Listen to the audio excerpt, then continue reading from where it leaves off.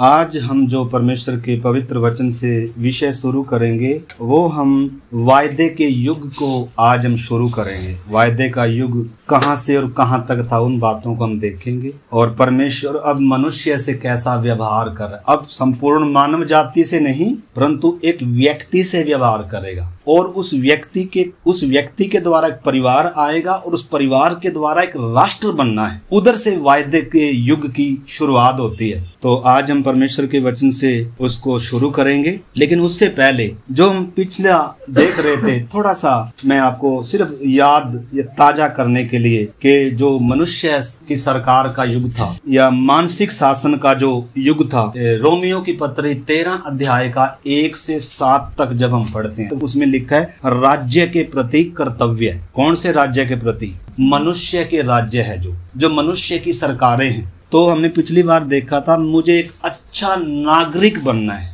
विश्वासी होने के नाते मुझे एक अच्छा नागरिक बनना है। मेरे सारे डॉक्यूमेंट होने हैं, उसमें पूरा लिखा हुआ है ये अधिकार हमारी भलाई के लिए है। ये अधिकार परमेश्वर ने इसलिए होने दिया ये सरकारें, ताकि दुनिया में क्या हो, एक व्यवस्थित ढंग से सुचारू रूप से सब ठीक ठाक चले। अगर अपराधी को सजा नहीं मिलेगी तो अपराधी बहुतायत से फूलते फलते जाएंगे। इसलिए जो सरकार ने कानून बनाए हैं उन कानूनों का हमें पालन करना है, ट्रैफिक के नियमों का पालन करना है, और जिनको कर चुकाना चाहिए उनका कर भी चुकाना है। चोरी नहीं करनी, बिजली की चोरी नहीं करनी, टिकट की चोरी नहीं करनी, लाइसेंस हो हमारे, मतलब हमने हर ट्रैफिक के नियम हो या नगर पालिका के कोई नियम हो, पंचायत के कोई नियम हो, हमारे स्टेट के कोई नियम हो, केंद्र सरकार के कोई नियम हो जो हमारे लाभ के लिए हैं, उन सब को हमने क्या करना है? मानना है, राजा का आदर करना है। कानून नहीं तोड़ना, कानून को अपने हाथ में नहीं लेना। वो बातें हमने देखी थी, उसमें और भी बहुत सारी बातें हैं। प्रेरितों ने इन बातों पर बहुत जोर दिया। हमने पत्रस में भी काफी कुछ पढ़ा था।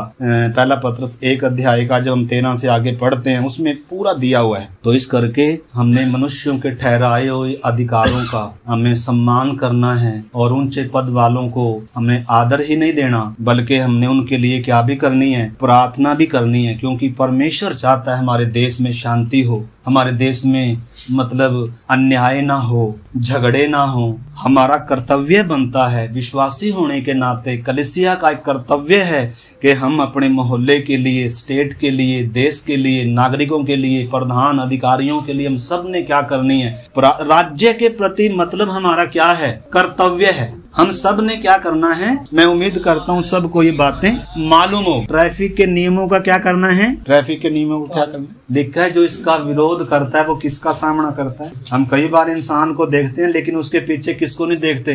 परमेश्वर को नहीं। तो इस करके सड़क के नियम हो, सरकार के नियम हो, हम उनका आदर करें, उनका पालन करें। और जिसको कर देना है, सफाई वाले आते हैं उनका हक बनता है, कूड़े वाले आते हैं कूड़ा लेके जाते हैं, पर्ची काटते हैं, हक बनता है। हम बोल सकते हैं जी हम नहीं देते, तो हम भी बोल सकते हैं हम भी नहीं देंगे, लेकिन कोई हमें क्या कर रहा है? देख रहा है। हम कर चुकाना। साल मैंने भी अपनी रिटर्न फाइल की है, हालांकि उतनी आमदन नहीं है, लेकिन सरकार की नजरों में पूरा क्या है? हम हर एक को साफ होना, अच्छे नागरिक बनना है। तो ये हम सब का कर्तव्य है। ठीक है, मैं उम्मीद करता हूँ आप सबको ये मालूम। अब हेरा फेरी नहीं करनी, अब चोरी चलाकी नहीं करनी, अब किसी को लूटना कसोटना नहीं। पहले हम ये सब करते थे, पहले हम अपनी इच्छाओं विलासों के गुलाम थे, पाप के वश में थे, शैतान के वश में थे। उसने बुद्धि को अंधा किया था, आंखों को अंधा किया था, हम अपना फायदा सोचकर चल रहे थे।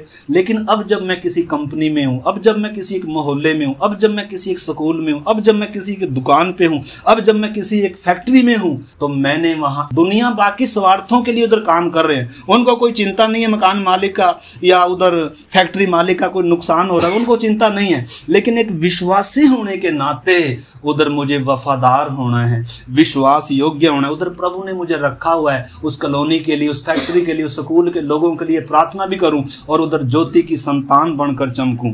हमारा हर एक जगह पर सेवा है, हर जगह परमेश्वर हमें चाहता है कि हमारे प्रभु का नाम ऊंचा हो, उसकी महिमा हो और लोग सत्य को पहचाने, लोग ज्योति को पहचाने, लोग मतलब हमारे उन भले भले कामों को देखकर परमेश्वर की क्या करें, बड़ाई करें। यूसुफ जहां था, जेल खाने में था, वहां भी विश्वास योग्य था, परमेश्वर उसके साथ रहा। पोतीफर के घर में था, वहां भी वो ईमानदार रहा, अपना समझ कर करता रहा काम। लूट सकते हैं, अगर हम फैक्ट्री में जाएं, कंपनी में जाएं, उधर कुछ चीज ऐसी होगी हम चुरा कर ला सकते हैं घर में, कौन देखता है, लेकिन कौन देख रहा है, कोई देख रहा है। तो इस करके नैतिक जीवन में भी कुछ बातों का, सरकार के जो नियम है, मानसिक शासन के जो नियम है, उनका भी मेरे प्यारे भाई बहनों हमने सम्मान करना है। दानियल, सदरक, मेशक, अबेदनगो को देखो, हम वो गुलामी के देश में हैं, लेकिन उधर भी ईमानदार हैं, वफादार हैं। वो सोच सकते थे चलो यहाँ कौन देखता है, राजा की मेज पर से अच्छा अच्छा भोजन खाएंगे, लेकिन उधर भी वो समर्पित है। उधर भी लिखा है उनके किसी काम में क्या नहीं पाया गया, दोष नहीं पाया गया। आपको मालूम है, जब ऐसा व्यक्ति, ऐसा समर्पित व्यक्ति, परमेश्वर के साथ चलने वाला व्यक्ति हो, उधर परमेश्वर का नाम ऊंचा होता है, उधर राजाओं के घुटने टिकते हैं। लेकिन आज क्यों नहीं टिकते? क्योंकि आज ऐसे पात्रों की क्या है, कमी है। इस करके अपने स्वार्थों से बाहर आना है। अपने स्वार्थों के लिए दुनिया जीती है। अगर मैं भी अपने स्वार्थों के लिए जी रहा हूँ अगर अभी भी मुझे मैं और मेरा परिवार ही दिखता है, अगर मेरे हिंदुस्तान के लिए मेरी आंखों में आंसू नहीं है, मेरे पड़ोसियों के लिए मेरी आंखों में आंसू नहीं है, मेरे साथ काम करने वाले लोगों के लिए मेरे मन में बोझ नहीं है, पीड़ा नहीं है, दर्द, ये सब के अंदर नहीं आता। लेकिन जिसने प्रभु के अनुग्रह को चखा है उसके अंदर आती है बात, ठीक है। जिसने खुद माफी पाई है, जिसने खुद परमेश्वर के अनुग्रह को चखा है, वो अपने तक इसको सीमित नहीं रखता, क्योंकि प्रभु ने कहा है तुम जगत की क्या हो, ज्योति हो। तो इस करके उन बातों को हमने ध्यान रखना है। तो मोटा मोटी हम देख रहे थे कि नूह कि जब विवेक का जब युग शुरू हुआ और मानसिक शासन का युग जब शुरू हुआ था, तो परमेश्वर की आराधना कर सकता था। परमेश्वर ने वाचा भी बांधा था, फिर से जल प्रलय नहीं आएगा, और उसको कुछ उत्तरदायित्व भी सौंप रहा है परमेश्वर। और परमेश्वर उससे ईमानदारी की, वफादारी की, विश्वास योग्यता की मांग कर रहा है। लेकिन हम देखते हैं उसका क्या हुआ। तो हमें भी परमेश्वर ने हर एक विश्वासी को, हर किसी को परमेश्वर ने भंडारी बनाया है, भंडारी बनाया है, तोड़े दिए हैं, कुछ सौंपा है हमें। कोई नहीं बोल सकता मुझे प्रभु की देह में कोई काम नहीं है, मेरी कोई सेवा नहीं है, क्योंकि बहुत सारे सेवा सोचते हैं प्रचार करना है सेवा। तो भी प्रचार करना सेवा नहीं है। हाँ, प्रचार करना भी सेवा है, लेकिन उसके अलावा भी हम जहां भी हैं वहां आपकी एक सेवा है, आपका एक काम है, आप एक जिम्मेदार हैं वहां। तो इस करके उस युग में क्या करना था, विश्वास करना था और आज्ञाओं को मानना था, और परमेश्वर के साथ जैसा रिश्ता होना चाहिए वैसा रखना था। लेकिन हम देखते हैं उसमें क्या हुआ। जब मनुष्य की असफलता हम देख रहे हैं, मनुष्य की पराजय हम देख रहे हैं, उससे पहले हमने मनुष्य की हालत देखी थी, फिर हमने मनुष्य की जिम्मेदारी और उसकी परख देखी थी, और फिर तीसरी बात में हम देख रहे थे कि मनुष्य की पराजय कैसे हो गई। व्यक्तिगत तौर पर नूह दाख मधु पीकर मतवाला होकर नंगा पड़ा हुआ है, व्यक्तिगत तौर पर गिरावट आ रही है, और उसके बाद आगे चलकर सामाजिक तौर पर तो नूह के जीवन में, नूह के बेटे के जीवन में गिरावट आ रही। उसने अपने पिता को नंगा देखकर दूसरों को जाकर बताया, शराब कमाया। इस करके उन बातों को, ये हमारे लिए चेतावनी है। बहुत बार हम अपने अगुओं की कई बार क्या करने लग जाते हैं, आलोचना करने लग जाते हैं, वो तो ऐसा है, वो तो ऐसा है। नंगा देखा होगा, जरूर है, नंगा देख गया होगा आपको कहीं ना कहीं से, लेकिन आपका कर्तव्य है आप उसे ढांपे। आपका कर्तव्य है आप अपने पिता को, हमने क्या किया, पिता के नंगे तन को बताया जाकर। बहुत बार हमारी आदत है, हम भी एक को किसी में गलती देख ली तो क्या करेंगे, दूसरे को बताएंगे कान में जाकर, पता है तुझे क्या बात हुई, क्या हुई, और वो उससे क्या आता है, फिर क्या आता है, शराब आता है। इसलिए दूसरे के लिए प्रार्थना करें, दूसरे की गलती अगर आप ढांप सकते हैं तो आप ढांप। इन बातों का भी हमने ध्यान रखना है। और हमने देखा फिर आखिर में पूरा समाज क्या हो गया, बिगड़ गया, और परमेश्वर के विरोध में बलवा कर रहे हैं, टावर बना रहे हैं, बाबुल का गुम्मट बना रहे हैं, और इतनी नैतिक तौर पर उनका क्या हो गया, पतन हो गया, और वो परमेश्वर से क्या हो गए, दूर हो गए। और फिर परमेश्वर का हम देखते हैं न्याय आया। न्याय कैसे आया, जल प्रलय नहीं आई, आग से आग नहीं गिरी आकाश से, या कोई और बीमारी नहीं फैलाई परमेश्वर ने, वो कर सकता था। लेकिन परमेश्वर ने क्या किया, वो टावर को काम रोककर और उनकी भाषाओं में गड़बड़ी डालकर और पूरी पृथ्वी पर क्या कर दिया, परमेश्वर ने उनको फैला दिया। और फिर हम देखते हैं परमेश्वर ने हर युग में हम परमेश्वर का अनुग्रह देखते हैं, परमेश्वर का प्रेम, परमेश्वर की वाचा, परमेश्वर का वायदा और परमेश्वर का अनुग्रह देखते हैं। जब सब लोग देखो परमेश्वर के विरोध में थे, उस समय परमेश्वर का अनुग्रह भी हम हर युग में अनुग्रह पर जरूर हमने ध्यान देना है। तो मैं उसको बताना चाहता हूँ। आपको मालूम है, सबसे पहले मैं आपको जो बताऊं, पूरी पृथ्वी पर जो मानव जाति बसी हुई है उस मानव जाति के 3 प्रतिनिधि हैं, सेम, हाम और येपेत, और 3 बड़े महाद्वीपों में ये बसे हुए हैं। सबसे पहले जो सेम का वंश है एशिया माइनर में बसा हुआ है, एशिया का जो द्वीप है ये सेम का वंशज है और ये आशीषित लोग हैं जिसमें से अब्राहम ने आगे चल के आना है। अनुग्रह से परमेश्वर इस वंश को संभाल के रखा हुआ है, अब्राहम तक हम आगे देखेंगे उसमें। तो ये आशीषित लोग है जिसमें इजराइल भी आता है। और उसके बाद है हाम का वंश, ये अफ्रीका के देश हैं। ये क्या हैं? दास लोग हैं, दास हैं ये। और उसके बाद आता है ये पेत, ये यूरोप के देश हैं। इस करके 3 भागों में मनुष्य जाति को आप देख सकते हैं। सबका शरीर का जो स्ट्रक्चर ढांचा है अलग अलग है। जैसे केनिया के लोग हैं उनका अलग ही है, हमारा अलग है। और जो कोरिया या जापान के लोग हैं उनका अलग स्ट्रक्चर है। तो ये 3 प्रकार के लोग हैं, सेम, हाम और ये पेद की वंशावली हैं। आप इसको बाद में क्या कर सकते हैं, और भी आप इसको मनन कर सकते हैं समझने के लिए, ठीक है। तो एक पीढ़ी परमेश्वर फिर भी उधर से हम देखते हैं अनुग्रह। आप मेरे साथ निकालें उत्पत्ति की किताब और उसका 9 अध्याय। विश्वास और अनुग्रह के द्वारा परमेश्वर फिर भी क्या कर रहा है, एक वंश को बचा कर रख रहा है, क्योंकि स्त्री के वंश ने आना है। तो 9 अध्याय का जब हम पढ़ते हैं 26 वचन, 9 अध्याय का। फिर उसने कहा, सेम का परमेश्वर यहोवा धन है और कनान सेम का दास हो। परमेश्वर येपेत के वंश को फैलाए। तो इधर हम देखते हैं परमेश्वर का अनुग्रह हम देख रहे हैं। परमेश्वर क्या कह रहा है, सेम का परमेश्वर धन्य हो और कनान सेम का क्या हो, दास हो। मतलब आगे भी आप पढ़ सकते हैं, परमेश्वर येपेत के वंश को फैलाए और वह सेम के तंबुओं में बसे और कनान उसका दास हो। तो इधर एक व्यक्ति आशीष पा रहा है, वो कौन है, सेम। तो 11 का जब 10 से पढ़ते हैं, 10 से पढ़िए, 11 का 10 से। सेम की वंशावली यह है, जल प्रलय के 2 वर्ष पश्चात जब सेम 100 वर्ष का हुआ। तो इधर देखते हैं हम, सेम को लिया जा रहा है, बाकी रिजेक्ट हो गए। सेम में से अब्राहम ने आना है। और आपको मालूम है सेम की 10वीं पीढ़ी में अब्राहम आया। 500 सालों का गैप है ये, आप उधर पढ़ सकते हैं। इतने दिन वो जीवित रहा, इतने साल के बाद वो मर गया, उसको इतने साल के बाद फिर वो अगला बच्चा हुआ। तो ये तकरीबन 500 साल हैं। लेकिन जो वायदे का युग है, आप इसका पढ़ सकते हैं परमेश्वर के वचन से 32 तक पढ़ सकते हैं, 10 का 32 तक। तो आपको वो पूरी वंशावली अब्राहम तक आप पहुंचेंगे। तो हम उसमें नहीं जा रहे हैं। तो आपको मालूम है भाषा में गड़बड़ी कब डाली थी, ये पेत के दिनों में डाली थी, पेलेग के दिनों में।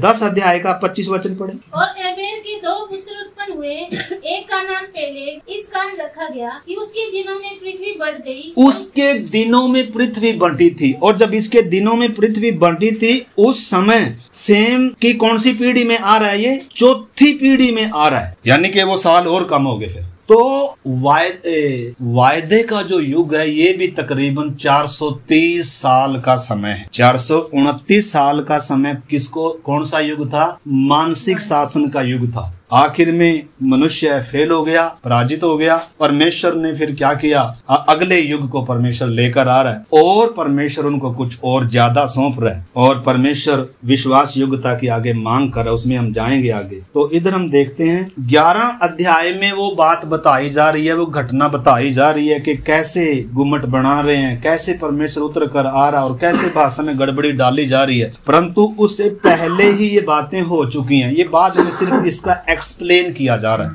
जैसे उत्पत्ति 1 अध्याय में सृष्टि का पूरा क्या हो गया, बनाने का काम हो गया, लेकिन 2 अध्याय में फिर से परमेश्वर का वचन उसको क्या कर रहा है, एक्सप्लेन कर कर बता रहा है। उसी प्रकार 10 अध्याय में वो सारे काम हो चुके थे, परंतु 11 अध्याय उसको दोबारा से एक्सप्लेन कर रहा है, ठीक है ना।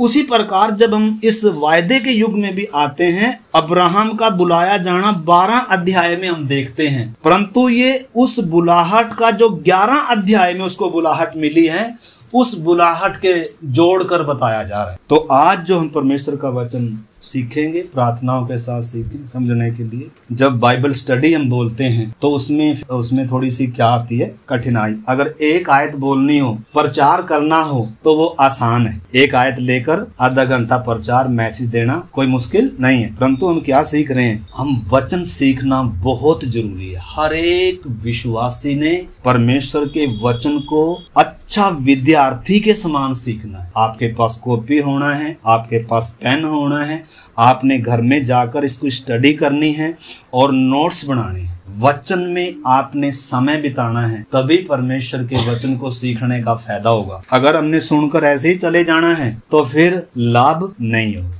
इस करके ये बाइबल स्टडी है। जैसे आप स्कूल में नोट्स बनाते हैं, बोर्ड पे सीखते हैं, ऐसे ही आपने इसके भी क्या करने हैं, नोट्स बनाने। ठीक है, तो आइए हम परमेश्वर के पवित्र वचन से देखते हैं व्यवस्था के युग के बारे में, माफ करना, वायदे के युग के बारे में हम जब देखते हैं तो आइए मेरे साथ 12 अध्याय निकाले। उत्पत्ति 12 अध्याय 1 से पढ़े। यहोवा ने अब्राहम से कहा, अपने देश और अपने कुटुंबियों और अपने पिता के घर को छोड़कर उस देश में चला जा जो मैं तुझे दिखाऊंगा, और मैं तुझसे एक बड़ी जाति बनाऊंगा और तुझे आशीष दूंगा और तेरा नाम महान करूंगा, और तू आशीष का मूल हो। जो तुझे आशीर्वाद दे उन्हें मैं आशीष दूंगा, और जो तुझे कोसे उसे मैं श्राप दूंगा, और भूमंडल के सारे कुल तेरे द्वारा आशीष पाएंगे। आमीन। प्यारे प्रभु जी, वायदे के युग को कैसे आप एक व्यक्ति से बात कर रहे हैं, कैसे एक व्यक्ति के द्वारा एक परिवार आ रहा है, और कैसे उस परिवार के द्वारा एक राष्ट्र आ रहा है जिसमें से जगत के उद्धारकर्ता ने आना है। प्रभु जी, इन बातों को हम सबको सीखने के लिए मदद करें।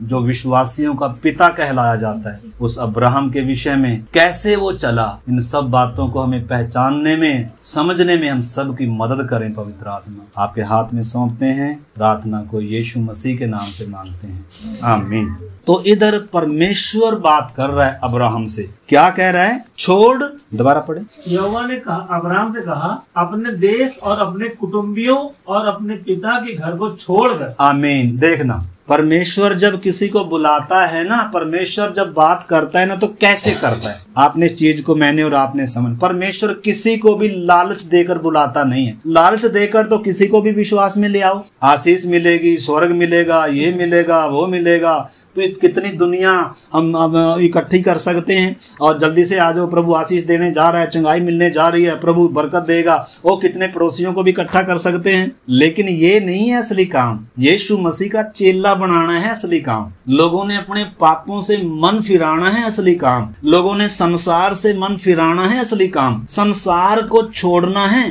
तो अब्राहम को परमेश्वर सबसे पहले विश्वासी से परमेश्वर कैसे बात कर रहा है। हम अब्राहम की संतान कहलाए जाते हैं। अब्राहम की संतान हम अन्य जातियों तक पहुंची है। जब यीशु मसीह आया, सारे यहूदी बोल रहे थे हम तो अब्राहम की संतान हैं। यीशु कह रहा है अगर तुम अब्राहम की संतान होते तो जैसे अब्राहम ने किया वैसे तुम भी करते, मुझ पर विश्वास करते और मेरी बातों को मानते। तो विश्वासी वो है जो विश्वास करता है, सच्चा विश्वास करता है, कुछ पाने के लिए नहीं, बल्कि ये मेरा सृजनहार है, ये मेरा परमेश्वर है, इसने मुझसे बात करी है, और आंख मूंद कर उसके पीछे चलना, कुछ पाने के लिए नहीं। तो जब अब्राहम को परमेश्वर ने बुलाया तो क्या कह रहा है, छोड़ अपने जन्मभूमि को, अपने पिता के घर को छोड़ने के लिए तैयार है क्या हम? ओहो, हम तो सोचा था कुछ मिलेगा। ऐसी मानसिकता के लोग थे। यीशु मसीह के पीछे भीड़ थी यूहन्ना 6 अध्याय में। लेकिन यीशु मसीह रुककर वहां खड़ा हो गया, कह रहा है भाई क्यों मेरे पीछे भीड़ लगा रखी है? कह रहा है तुम नाशवान भोजन के लिए क्यों दौड़ लगा रहे हो भाई, क्यों परिश्रम कर रहे हो? उस भोजन के लिए परिश्रम करो जो अनंत जीवन के लिए ठहरता है, और वो मैं तुम्हें दूंगा। और जो जीवन की रोटी स्वर्ग से उतरी वो मैं हूँ, तुम्हें इसे खाना होगा। तो वो तो कह रहे हैं तुझे खाएंगे हम। सारे लौट गए वापिस, 70 चेले भी लौट गए। आखिर में 12 खड़े थे, चेले ही खड़े रहेंगे लास्ट में। तो चेला बनना है भाई जी, विश्वासी नहीं। विश्वासी से शुरुआत है, लेकिन विश्वासी ने क्या बनना है? हम सब ने चेला बनना। चेले ही खड़े रहे, चेले समर्पित हैं, चेले त्याग कर आए हैं, चेले छोड़कर आए हैं। पतरस मछलियों का जाल छोड़कर आया, पतरस, अंद्रयास, याकूब, यूहन्ना मत्ती चुंगी लेने वाला चुंगी की दुकान पर बैठता था। सब कुछ छोड़कर आए हैं। क्यों छोड़कर आए हैं? अगर छोड़ के नहीं आए तो कल को भागने वाले हैं हम। अगर कुछ आपने अभी तक प्रभु के लिए छोड़ा नहीं है, त्यागा नहीं है, सहा नहीं है, तो भाई साहब आज तभी तक है मैं और आप, जब तक कोई समस्या भागने वाले हैं। इसलिए कीमत देना शुरू कर दो अपने विश्वास के लिए। यीशु मसीह बहुत कीमती है भाई जी। हम कानों की खुजली के लिए क्या ना करें, प्रचारक ना ढूंढे, जो सच्चा वचन है उसको ढूंढे। मेरे प्यारे भाई बहनों, परमेश्वर किसी को लालच नहीं देता, परमेश्वर किसी को डराता भी नहीं है। परमेश्वर बात करता है एक व्यक्ति से, उस व्यक्ति ने उस परमेश्वर की आवाज को पहचानना है और कुछ पाने के लिए नहीं। इब्रानियों का लेखक कहता है जब अब्राहम बुलाया गया तो कैसे बुलाया गया, वो थोड़ा सा पढ़ेंगे। इब्रानियों 11 का 8 से हम पढ़ेंगे। अभी हम खत्म करेंगे, अगली बार से प्रभु की इच्छा है तो हम इन बातों में जाएंगे, इन वचनों में। इब्रानियों की पत्री 11 अध्याय और उसका 8 से हम पढ़ेंगे। विश्वास ही से अब्राहम जब बुलाया गया, विश्वास ही से जब अब्राहम बुलाया गया तो आज्ञा मानने वालों का परमेश्वर है वो। आज्ञा न मानने वाले सब नाश हो जाएंगे। इतिहास गवाह है, नाश हो गए। और हम सब आज्ञा न मानने वाले थे, लेकिन क्रूस के द्वारा आज्ञाकारिता आती है। इसलिए पौलुस कहता है फिलिपियों पत्रियों में लिखते समय विश्वासियों को, हे मेरे प्रियो, जिस प्रकार तुम सदा से आज्ञा मानते आए हो, उसी प्रकार अब भी न केवल मेरे साथ रहते हुए, परंतु विशेष कर मेरे दूर रहने पर भी डरते और कांपते हुए अपने अपने उद्धार के काम को क्या करते जाओ, पूरा करते जाओ। काम खत्म नहीं हुआ है, शुरू हुआ। आज्ञा माननी सीखना है। हमारे अंदर ऐसा स्वभाव है जो आज्ञा नहीं मानता, और परमेश्वर को फिर आज्ञा मनानी आती है। योना कह रहा था मैं नहीं जाता, मैं नहीं निनवे नगर में जाऊंगा। परमेश्वर कह रहा अच्छा, पहले थोड़ा समुन्द्र में वो आए, समुन्द्र में क्या आई,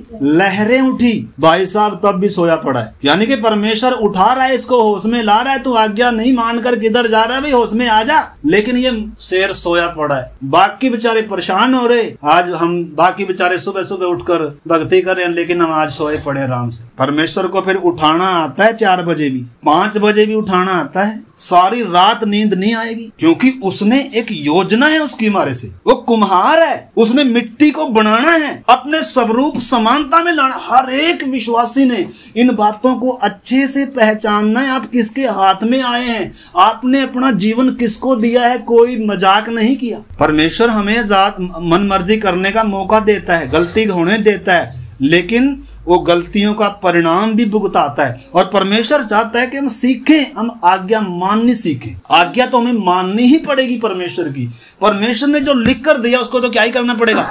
नहीं मानेंगे तो उसको फिर मछली के पेट में डालना।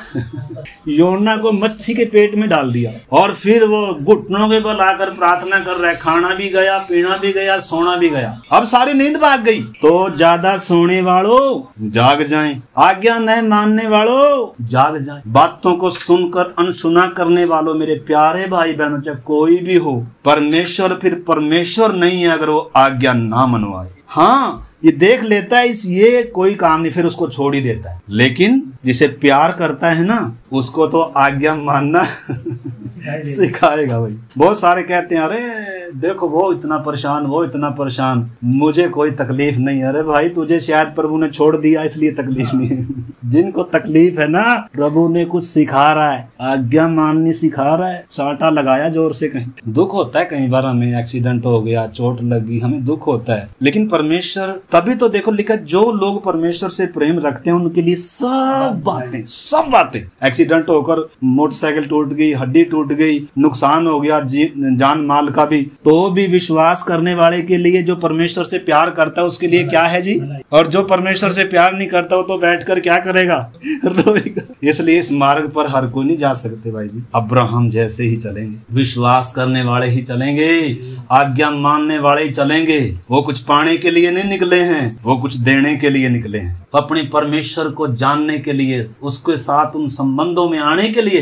तो इस करके अब्राहम जब निकला, इधर लिखा है विश्वास ही से अब्राहम जब बुलाया गया तो आज्ञा मानकर ऐसी जगह निकल गया जिसे मिरास में लेने पर था। आगे चलकर परमेश्वर ने कहा मैं ये दूंगा, पहले नहीं कुछ भी कहा, पहले उसे बुलाया था। हम देखेंगे और लिखा है इसमें बहुत सारी बातें मेरे प्यारे भाई बहन, कई बार आपने पढ़ा है। 9 में लिखा है विश्वास ही से उसने प्रतिज्ञा किए हुए देश में भी पराये देश में परदेसी के समान रहकर इसहाक और याकूब समेत जो उसके साथ उसी प्रतिज्ञा के वारिस थे तंबुओं में वास किया, क्योंकि वह उस स्थिरने वाले नगर की बाट जोता था जिसका रचने और बनाने वाला परमेश्वर है। अब्राहम उसको दर्शन मिल गया, परमेश्वर का मित्र कहलाया। ऐसे ही नहीं कोई परमेश्वर का मित्र बनता, ऐसे नहीं उसकी आंखें खुल गई वो नया यरूशलेम देख रहा है, ऐसे नहीं वो धरती पर सब कुछ होने के बाद भी परदेसी और यात्रियों के समान अपना जीवन बिता रहा है, ऐसे नहीं अपने बेटे पोतों को इसी मार्ग की शिक्षा दे रहा है। ऐसे नहीं होता ये, ऐसे नहीं होता ये। आज तो हम सब अपने बच्चों को धरती का देने में तुले हुए हैं। विश्वास मिले या नहीं, उसका उद्धार हो ना हो, मेरे बच्चे के लिए मकान भी हो, घर भी हो, ये भी हो, अच्छा पढ़ा लिखा हो, चाहे नरक में चला जाए, सब कुछ लेकर। हमारी सोच में और अब्राहम की सोच में जमीन और आसमान का अंतर है। इसलिए परमेश्वर कह रहा है मुझे निश्चय है कि अब्राहम से एक जाति उत्पन्न होगी और वो अपने बाद अपने बच्चों को, बाल बच्चों को भी इसी मार्ग पर अटल बने रहने की क्या देगा जी? शिक्षा देगा। और वेदी पर भी अगर लाना पड़ेगा ना, मैं मांगूंगा उसका इकलौता प्रिय पुत्र। तो ये जो मुझे प्यार करता है ना भाई, परमेश्वर का प्यार हमारे कामों में दिखेगा, जुबान में नहीं, गीत गाने में नहीं, हमारे कामों में दिखेगा। बलिदान का जीवन होता है, अपना सर्वस्व उसके लिए बलिदान करना, अपनी कीमती चीजों को उसके लिए बलिदान करना, अपने पहलोठों को सबसे पहला स्थान उसको देना। ये छोटी बात नहीं, बहुत बड़ी बात है। अन्यथा आंखें बंदी रहेंगी, नए यरूशलेम का तो दर्शन कभी मिलेगा नहीं। हमने गीत तो गा लिया, गीत गाने में क्या जाता है, आज भी हम गा रहे थे, थोड़ी देर का वास है इस दुनिया में मेरा और स्वर्गीय देश ही अनंत घर। गाने में क्या जाता है, गाने में हम सब गा सकते, लेकिन क्या जाएंगे, क्या उस यरूशलेम का हिस्सा होंगे? उधर बाद में स्टांजा है आखिरी, उस पवित्र नगर यरूशलेम में कौन जाने पाएगा? केवल वो जो जयवंत जीवन जीता है। सीधी बातें बोलकर धर्म से चलने वाली दुल्हन ही उसमें दुल्हन शामिल होएगी। और दुल्हन की पहले मंगनी होती है, उद्धार एक मंगनी के तौर पर है। हुई है, कितनों की मंगनी हुई है हमारे बीच में, हमारा बहनों का, बेटियों का जब मंगनी होती है, रिश्ता होता है, तो घर से, परिवार से मुंह हटने। अरे संसार का जो रिश्ता है, अगर वो इतना खिंचाव वाला है, जाते टुकड़े टुकड़े कर कर फ्रिज में डाल दे, कोई गारंटी है? जिसके लिए माँ बाप को छोड़कर जा रहे हो, प्रभु को छोड़कर जा रहे हो, जाते ही आपको सिंहासन पर बिठाएगा क्या? तो आप क्या सोच रहे हैं? प्रभु को त्याग कर आप अपने जीवन में आनंद भोग लेंगे, सुख भोग लेंगे। तात्कालिक सुख तो दुनिया भी भोग रही है मेरे प्यारे भाई बहनों, अनंत काल है एक हमारे सामने। इस करके आपको मालूम है विवेक के युग में दुनिया भ्रष्ट क्यों होगी? विवेक का युग था, उस समय तो आज्ञा नहीं थी, इसलिए जिसने जिसको देखा उसके साथ क्या कर ली? शादी कर ली, अपनी मर्जी से चॉइस कर लिए, मिलावट हो गई। ज्योति ने अंधकार से मेल जोल कर लिया, आज कलीसिया ने संसार से मेल जोल कर लिया। आज संसार के सदृश्य बनना चाहे। वचन कहता है हे व्यभिचारिणियों, कितनी सख्त भाषा में याकूब बात कर रहे हैं। संसार से मित्रता करनी तो परमेश्वर से बैर है, व्यभिचार है। यीशु ने संसार में से हमें निकाला है, चुना है, दाम दिया है। इस संसार के ईश्वर के सिर को कुचला है, दाम चुकाया, अपना लहू दिया, अपनी जान दी है। संसार के उस जंगली जैतून में से काट कर निकाला है, अपने में सांटा है, नई सृष्टि बनाया है। इसलिए मन के नए हो जाने से चाल चलन भी बदलना है। संसार के सदृश्य नहीं होना, यीशु मसीह के सदृश्य होना है, एक विश्वासी के सदृश्य होना है, एक चेले के सदृश्य होना है, समर्पित होना है। अपने लिए नहीं जीना, अपने स्वार्थों के लिए नहीं जीना, अपनी खुशी के लिए नहीं जीना। अगर आप ये बोल रहे हो कि यीशु मुझ पापी के लिए मरा है, या तो ये बोलना छोड़ दीजिए कि यीशु मुझ पापी के लिए मरा है, फिर आप अपनी मर्जी से जिए। परंतु अगर आप ये बोल रहे हैं यीशु मुझ गुनहगार पापी अधर्मी के लिए मरा है, तो वचन कहता है, लिखा है, वह इस निमित्त सबके लिए मरा कि जो आगे को जीवित है वह अपने लिए ना जिए परंतु उसके लिए जिए जो सबके लिए मरा और फिर जी उठा। हमें अपने लिए जीने का अब कोई हक नहीं है, यीशु मसीह के लिए जीना है जो हमारे लिए मरा है। विश्वास का जीवन जीना है मेरे प्यारे भाई बहनों, उस पर भरोसा करना है। हम कुछ बातों को देख कर नहीं चल रहे। कुरिन्थियों की पत्री लिखते समय पौलुस कह रहा है, हम देखी हुई वस्तुओं को नहीं पर अनदेखी वस्तुओं पर मन लगाए हैं, स्वर्गीय बातों पर, दिखती नहीं है, विश्वास से हम चल रहे हैं। यीशु को हमने देखा नहीं है लेकिन विश्वास करता हूँ मुझ पापी के लिए उसके हाथ पांव छेदे गए, मुंह पर थूका गया, कांटों का ताज सिर पर रखा गया, नंगा 3 किलों पर क्रूस पर लटकाया गया, उसका खून पूरा कपड़े की तरह निचोड़ा गया। अधर्म मैंने किए थे, गुनहगार मैं था, वो सजा मेरी थी, मैं था परमेश्वर का बैरी, तो मैंने किए थे पाप, तो यीशु तो निष्कलंक था, फिर भी मेरे लिए उसने वो सजा उठाई। इसलिए अब मुझे जीने का, अपने लिए जीने का, संसार के लिए जीने का, पाप में जीवन जीने का, अपनी खुशी के लिए जीने का, अपनी मर्जी के लिए जीने का हक नहीं है वास्तव में। लेकिन अगर हम जिएंगे तो हमें ही नुकसान है, परमेश्वर को नुकसान नहीं है। परमेश्वर का कोई नुकसान नहीं कर सकता। परमेश्वर हमारे ऊपर कोई निर्भर नहीं है कि उसके काम रुक जाएंगे। आप नहीं चलेंगे किसी और को चुनेगा, मैं नहीं चलूंगा किसी और को चुनेगा। परमेश्वर तो अपना काम करेगा, लेकिन हमें सौभाग्य दिया है। कई बार हमें गर्व हो जाता है, अरे मैं नहीं आऊंगा, देखते हैं कौन आएगा। अरे तू ना आए तो चाहे कोई भी ना आए, परमेश्वर को कोई फर्क पड़ता नहीं है। चाहे इधर अकेला मेरी पत्नी और मैं ही हूँ, बेटी हो, तो भी मतलब कोई फर्क नहीं पड़ता है परमेश्वर को। अब्राहम चाहिए बस। मैं ये नहीं कह रहा कि मैं अब्राहम हम तो, लेकिन मेरे एक उदाहरण दे रहा हूँ। आप चाहे अकेले हैं ना, चाहे आपके साथ कोई नहीं है, चिंता न करें। भीड़ में कभी प्रभु नहीं चलता। लिखा है, हे छोटे झुंड मत डर,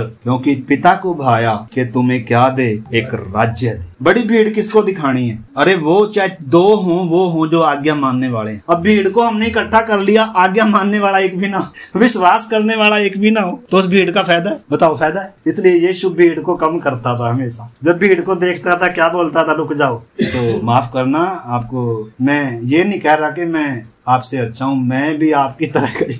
मुझे भी प्रभु मार मार कर आज्ञा मारना सिखाता है भाई जी, सिखाता है ऐसे, और अभी और भी सिखाना है। हम सबको प्रभु बना रहा है। जब तक हम धरती पर हैं अधूरे हैं, काम चल रहा है जोरों से। तो इस करके मेरे प्यारे भाई बहनों, बहुत सारी बातें हैं। तो हम जब अब्राहम के उसमें आते हैं, तो अब्राहम से परमेश्वर जब बात कर रहा है, एक बार और हम उत्पत्ति 12 अध्याय का 1 से पढ़े, हमने पढ़ा है इसमें। तो इसमें 4 बातें हैं। परमेश्वर ने जब अब्राहम को बुलाया, कुछ छोड़ने के लिए बोल रहा है, और अब्राहम ने ये नहीं बोला ये किसकी आवाज है भाई। हमें तो अगर आज परमेश्वर कुछ ऐसा बोलेगा ना छोड़ने के लिए, ये बोले पक्का शैतान की ओर से। हमें तो कुछ छोड़ने के लिए बोलेगा ना, बोल लेंगे ये तो शैतान की ओर से। परमेश्वर थोड़ा कुछ छोड़ने के लिए बोलता है, परमेश्वर तो आशीष देता। अरे भाई, परमेश्वर लेता भी है, छुड़वाता भी है, तभी आगे परमेश्वर दे। तो अब्राहम को परमेश्वर कह रहा है, भाई पिता का घर भी छोड़ दे, जन्मभूमि भी छोड़ दे। अगर उसको प्यार होगा तो छोड़ पाएगा, लेकिन अगर परमेश्वर से प्यार है तो उसको कुछ भी छोड़ने के लिए क्या नहीं है। अगर सच्चा विश्वास है तो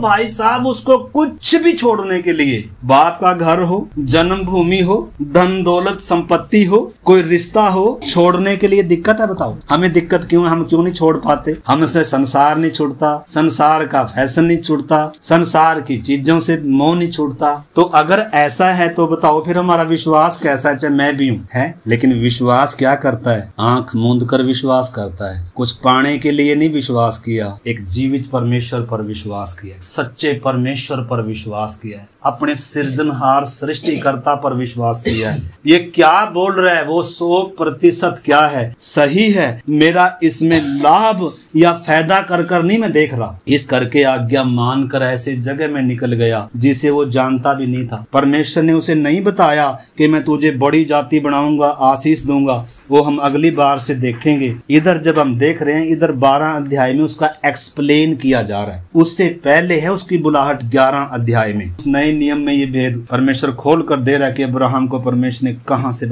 ऊर देश से बुलाया। लेकिन इधर से जब बुला रहा है परमेश्वर, ये कहां से बुला रहा है? हरान से बुला रहा है। ये वास्तव में दूसरी बार परमेश्वर बात कर रहा है। इससे 13 साल पहले बुलाहट मिली है उसे। तो इस करके हम उस बात को देखेंगे। तो इधर परमेश्वर क्या कह रहा है? मैं तुम्हें क्या दूंगा? एक बड़ी जाति बनाऊंगा। सबसे पहली बात परमेश्वर क्या करने जा रहा है? मैं तुझे एक बड़ी जाति बनाऊंगा। दूसरी है बड़ी आशीष दूंगा, तीसरी है बड़ी सुरक्षा दूंगा, और चौथी है जगत का उद्धार करता तेरे, यानी कि तेरे द्वारा जगत के कुल पृथ्वी के भूमंडल क्या पाएंगे? आशीष पाएंगे। अगर मेरे और आपके द्वारा भी किसी ने आशीष पाना है तो रास्ता यही है, त्यागने का, छोड़ने का। इसके अलावा और विश्वास के अलावा और कोई रास्ता नहीं। शॉर्टकट भी ले सकते हैं, आजकल बहुत शॉर्टकट रास्ता दे रहे हैं। आओ जल्दी जल्दी आओ, हम तुझे सीधा किधर पहुंचा देंगे? कनान में। कनान में मारा की जरूरत नहीं है। आज आपको मालूम है शॉर्टकट का जमाना है, इंटरनेट का जमाना है। सीधा लोग किधर से मारते हैं? हमें भी कहीं सफर करना हो तो कौन सा रास्ता देखते हैं? जो शॉर्टकट हो, सीधा, जहाँ कोई रुकावट। लेकिन परमेश्वर के रास्ते ऐसे,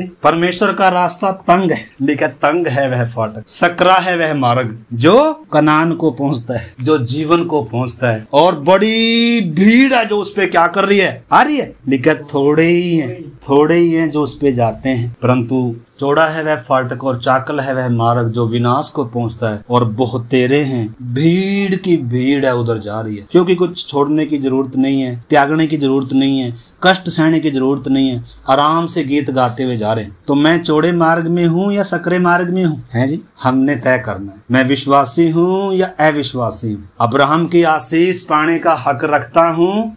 आपको मालूम है अब्राहम पर सब हक जमा। आज अगर अब्राहम आए, सबसे पहले तो मुसलमान बोलेंगे अब्राहम हमारा बाप है, फिर यहूदी बोलेंगे अब्राहम हमारा बाप, फिर सारे ईसाई बोलेंगे अब्राहम हमारा बाप है। इसलिए कनान पर सारे क्या बोल रहे हैं? उस यरूशलेम पर अब्राहम को जो आशीष मिली थी, जो कनान देश मिला था, उस पे आज हर कोई दावा बोल रहा है। दुनिया की लड़ाई का केंद्र बिंदु यरूशलेम है, कनान देश। सारे उस पे अपना हक जमाने के लिए क्या है? लेकिन वास्तव में अब्राहम की आशीष किसको मिली है? किसको मिली है? विश्वास करने वालों को मिली है। गलातियों में पौलुस बता रहा है अब्राहम की आशीष हम अन्य जातियों तक पहुंची, और वो आशीष यीशु मसीह है। दुनिया का कूड़ा कबाड़ नहीं है, कनान का देश नहीं है, वो नासवान चीजें थी, लेकिन असली आशीष था यीशु मसीह। तो आइए मेरे प्यारे भाई बहनों, प्रार्थना करें और अगली बार से हम इसमें जाएंगे। परमेश्वर कह रहा मैं तुझे क्या करूंगा, वो बाद में कहा। उससे पहले अब्राहम यीशु और परमेश्वर की आवाज सुनकर निकला था। हम अगली बार उसमें जाएंगे। इसलिए आइए हम अपने विश्वास को जांचें मेरे प्यारे भाई बहन। मैंने कुछ प्रभु के लिए त्यागा है, कुछ छोड़ा है, कुछ सहा है किसी की निंदा बदनामी? क्या जब निंदा बदनामी की बात आती है सहने की, उस समय मैं समझौता कर लेता हूँ?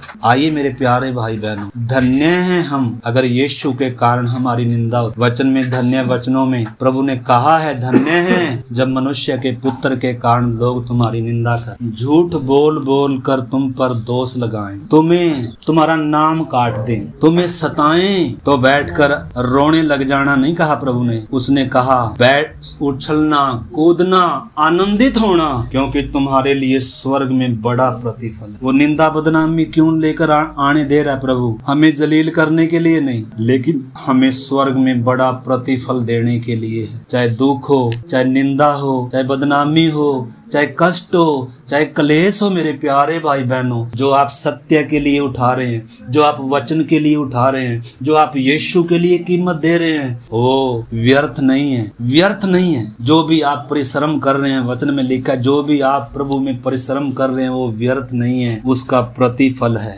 उसका प्रतिफल बहुत बड़ा है स्वर्ग में। शायद अभी हमें ये मालूम नहीं है, लेकिन एक दिन हम अगर इस समय यीशु के लिए हम निंदा बदनामी दुख कष्ट सहने में अगर शर्माते हैं संसार के सामने, मेरे प्यारे भाई बहनों, उस समय हमें लज्जित होना पड़ेगा। अगर अब लज्जित होने से डरते हैं तो उस समय हमें लज्जित होना पड़ेगा। इसलिए आइए समर्पण करें प्रभु तेरे वचन के लिए, तेरे लिए। ओ खुदावन, मैं सर्व सब को भी आपके चरणों में लाता हूँ प्रभु। मैं आपको सबसे बढ़कर प्यार करूँ प्रभु। जैसे आज हमने गीत गाया था, यीशु मेरा प्रिय है, ख्रिस्ट यीशु मेरा प्रिय है, और यीशु के समान कोई नहीं है। पहाड़ों के समान मुसीबतें होने पर भी, अंधेरों से मैं घिरा हुआ होने पर भी, हालेलुया। आइए हम समर्पण करें। आइए समर्पण के साथ क्या करेंगे? समर्पण वचन के लिए, सत्य के लिए, यीशु के लिए, उसके पद चिन्हों पर चलने के लिए, पिता को प्रसन्नदायक जीवन के लिए। क्या हम में से कोई है इधर जो खड़ा होकर आज समर्पण करे? बैठकर कर सकते हैं, घुटनों के बल बैठ सकते हैं। प्रभु को कहें प्रभु ये जीवन आपका है,